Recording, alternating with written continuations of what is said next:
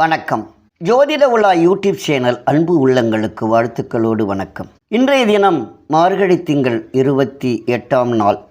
ஆண்டாள் அருளி செய்த திருப்பாவையில் இருந்து 28வது பாசுரத்தையும் அதற்குண்டான சிறு விளக்கங்களையும் இப்பொழுது நாம் பார்க்க இருக்கிறோம். பாசுரத்திற்கு செல்லுவோம். கறவைகள் பின் சென்று கானம் சேர்ந்துண்போம்,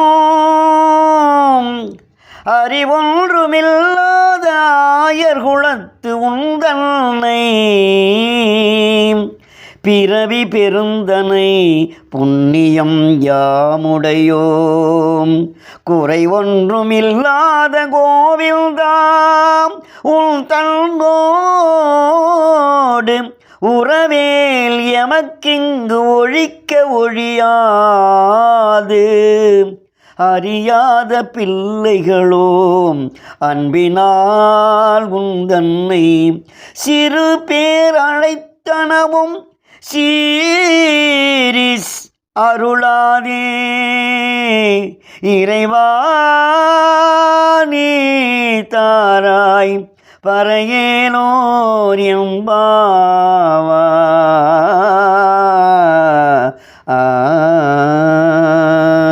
அருமையான அற்புதமான 28ஆம் பாடல். இந்த 28வது பாசுரத்தில் என்ன சொல்லுகிறார் சொல்றான், குறை ஒன்றும் இல்லாத கோவிந்தா, நாங்கள் கறவைகள் பின் சென்று கானம் சேர்ந்துட்டோம்.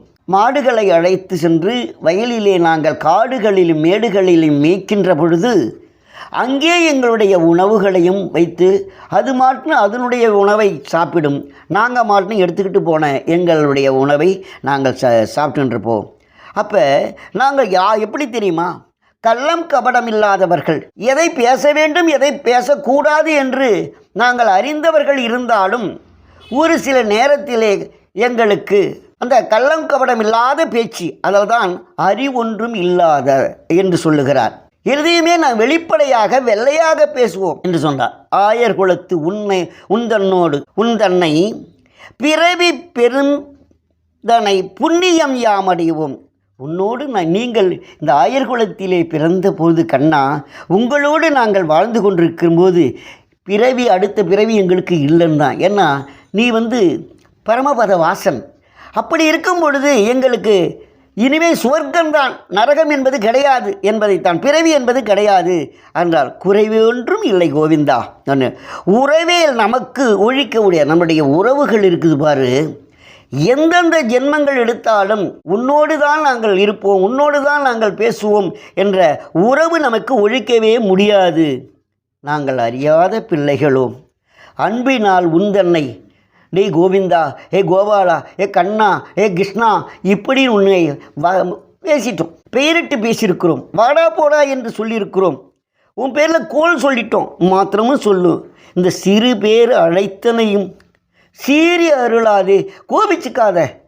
நாங்கள் நீ தெய்வம்தான், ஆனால் தெய்வம்னு நினைக்கல, எங்களோடு இருக்கின்ற நண்பர்கள் என்ற ஒரு முறையிலே நாங்கள் பேசிட்டோம். இறைவா நீ இறைவன் என்பது இப்பொழுதுதான் தெரியும். இறைவா நீ தாரா எங்களுக்கு பறையேலூர் அங்கபா, அருள் புரிவாயாக.